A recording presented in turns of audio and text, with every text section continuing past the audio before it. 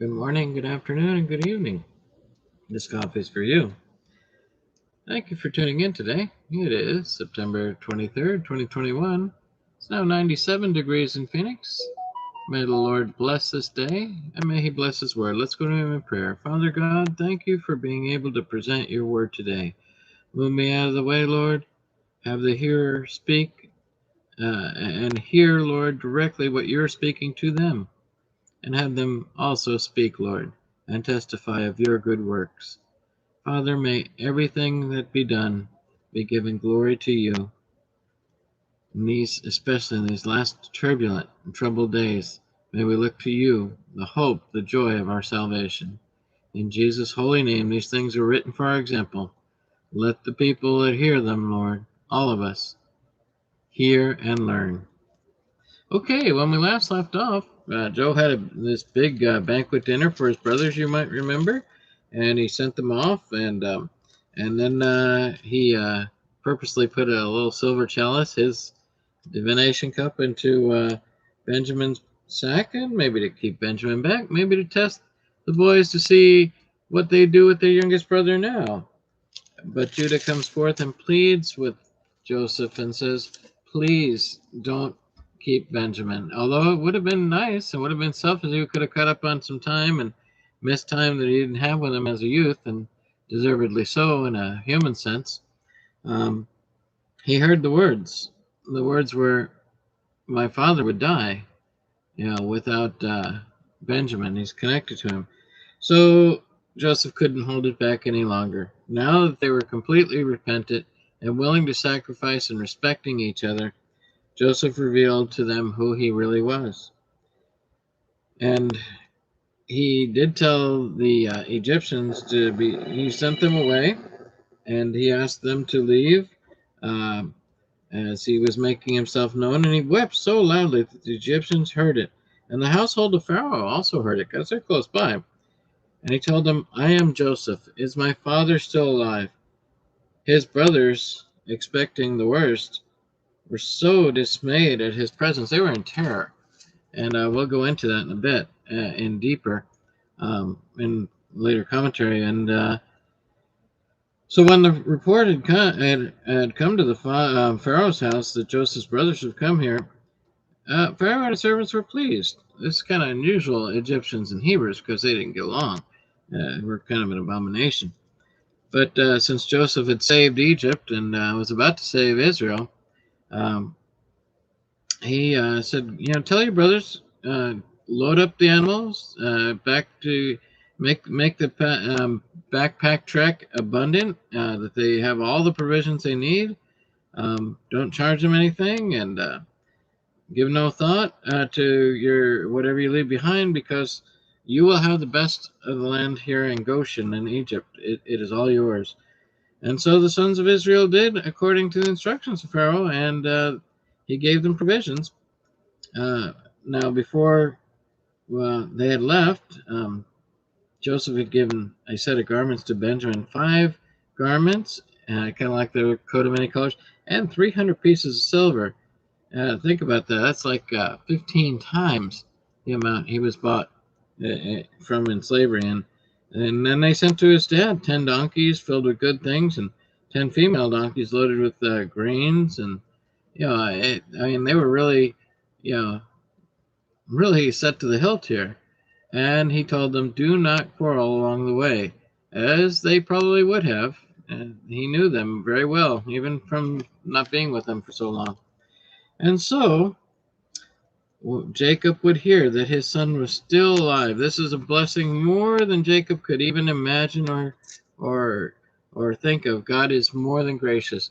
So let's get right into the word and hear today's reading of chapter 45 in Genesis. Then Joseph could not control himself before all those who stood by him. He cried, "Make everyone go out from me." So no one stayed with him when Joseph made himself known to his brothers. And he wept aloud, so that the Egyptians heard it, and the household of Pharaoh heard it. And Joseph said to his brothers, "I am Joseph. Is my father still alive?" But his brothers could not answer him, for they were dismayed at his presence. So Joseph said to his brothers, "Come near to me, please." And they came near. And he said, "I am your brother, Joseph, whom you sold into Egypt. And now do not be distressed or angry with yourselves because you sold me here, for God sent me before you to preserve life. For the famine has been in the land these 2 years, and there are yet 5 years in which there will be neither plowing nor harvest. And God sent me before you to preserve for you a remnant on earth, and to keep alive for you many survivors. So it was not you who sent me here, but God. He has made me a father to Pharaoh, and lord of all his house, and ruler over all the land of Egypt. Hurry and go up to my father, and say to him, 'Thus says your son Joseph, God has made me lord of all Egypt. Come down to me, do not tarry.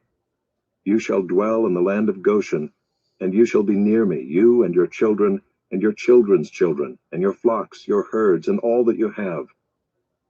There I will provide for you, for there are yet 5 years of famine to come, so that you and your household and all that you have do not come to poverty.' And now your eyes see, and the eyes of my brother Benjamin see, that it is my mouth that speaks to you. You must tell my father of all my honor in Egypt, and of all that you have seen. Hurry and bring my father down here." Then he fell upon his brother Benjamin's neck and wept, and Benjamin wept upon his neck. And he kissed all his brothers and wept upon them. After that his brothers talked with him. When the report was heard in Pharaoh's house, "Joseph's brothers have come," it pleased Pharaoh and his servants. And Pharaoh said to Joseph, "Say to your brothers, do this: load your beasts and go back to the land of Canaan, and take your father and your households and come to me, and I will give you the best of the land of Egypt, and you shall eat the fat of the land. And you, Joseph, are commanded to say, 'Do this, take wagons from the land of Egypt for your little ones and for your wives, and bring your father, and come. Have no concern for your goods, for the best of all the land of Egypt is yours.'" The sons of Israel did so, and Joseph gave them wagons according to the command of Pharaoh, and gave them provisions for the journey. To each and all of them he gave a change of clothes, but to Benjamin he gave 300 shekels of silver and 5 changes of clothes.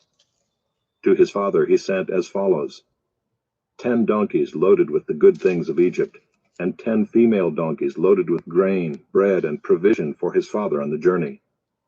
Then he sent his brothers away, and as they departed he said to them, "Do not quarrel on the way." So they went up out of Egypt and came to the land of Canaan to their father Jacob. And they told him, "Joseph is still alive, and he is ruler over all the land of Egypt." And his heart became numb, for he did not believe them.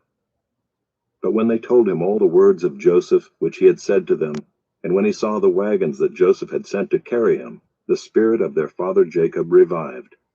And Israel said, "It is enough. Joseph my son is still alive.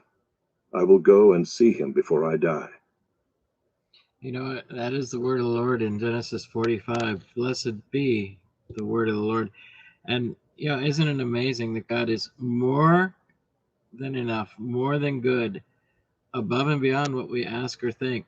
For not only did he change the brothers, his brothers, he started changing his dad, who was becoming hard of heart and not trusting God.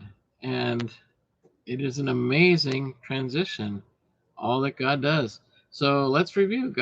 Joseph reveals himself. He's now officially reunited with his brothers. It's a very emotional revelation, especially with Benjamin there, who hadn't seen since he was just a child, if he saw him at all.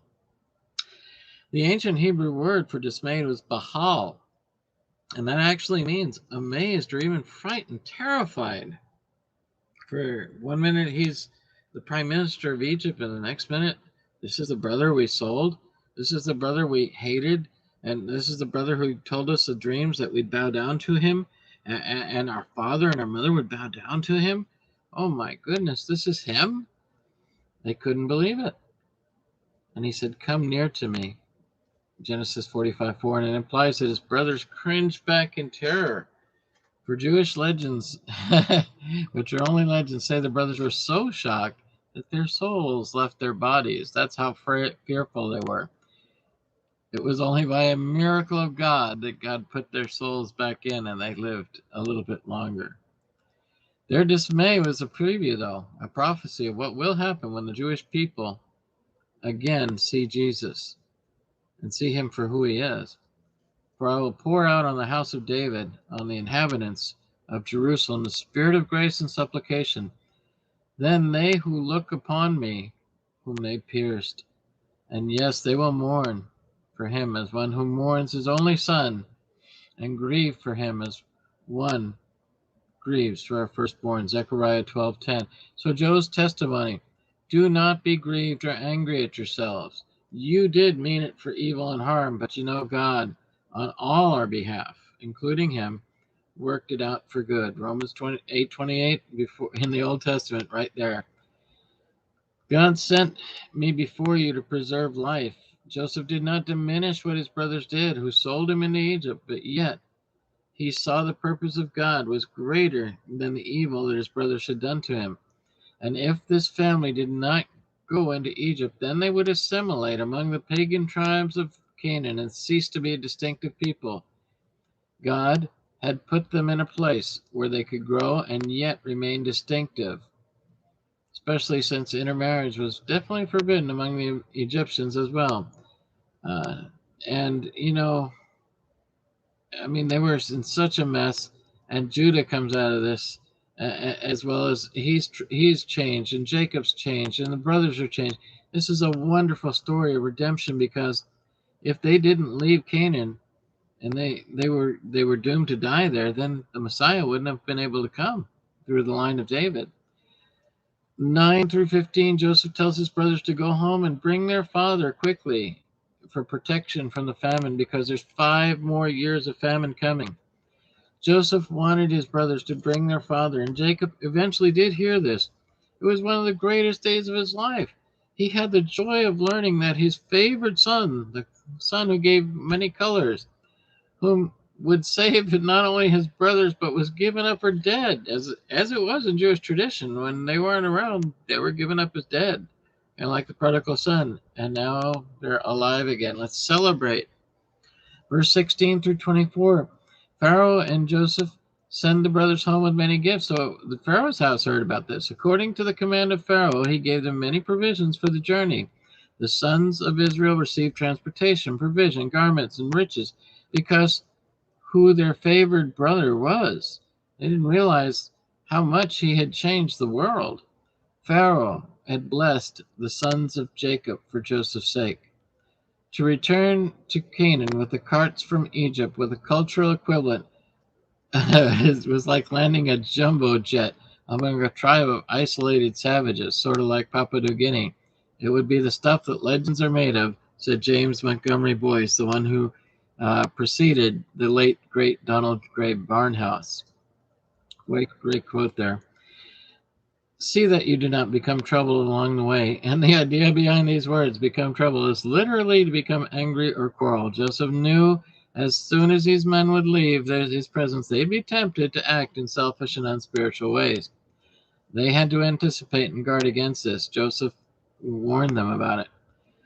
So Jacob hears the good news that Joseph lives, and he did not believe it until his sons told him the words of Joseph and showed him the many blessings that came through Joseph. Back from the dead, as if it were, changed Israel's testimony from all these things are against me. Remember, that was Jacob. To God, this is enough. This is more than enough, God. You've outdone yourself again. I don't deserve it, but you've outdone yourself again. This is a testimony of faith that had come from Israel, not Jacob. For Jacob, when Jacob was in charge, the old man, he was whining, self-pitying, complaining, unbelieving type of man. Don't we all struggle that way sometimes? But in contrast, Israel became the man that God had conquered. Not that we conquer God, we never do. God conquers us. And he had a testimony of faith. And Jacob often struggled with his doubts and fears, but he believed in Joseph the way that we should believe in Jesus. Jacob believed because he had enough evidence to convince him. So if you study your Bible like a good Berean and become a good apologetic, guess what? You have enough evidence to believe that Jesus is who he says he is, the way, the truth, the life, and no man can come to him but by the Father. And Jacob acted because he had conviction great enough to move him. Well, I hope this has blessed you today, and I'm glad that you tuned in for another episode as we are coming to the closing chapters of Genesis. Still a great story ahead, so don't miss any exciting days or adventures. Now, please tell a friend. Come join in. Comment once in a while. Say something. So hit subscribe. Thanks for coming today. May the Lord bless you and keep you as we always pray for you. And may the Lord make his face shine upon you and be gracious to you. May his countenance be upon you and give you peace, the peace that passes all understanding. May he encourage you, build you up in the faith, and strengthen the seed that he planted in you. For that good work will continue until the day of Jesus Christ. He is the Alpha and Omega, the author and the finisher of our faith. May the Lord bless you. Have a great day. If the Lord tarries, I'll see you again tomorrow. If he doesn't, I'm looking for you on the other end. God bless. Thanks for tuning in, guys.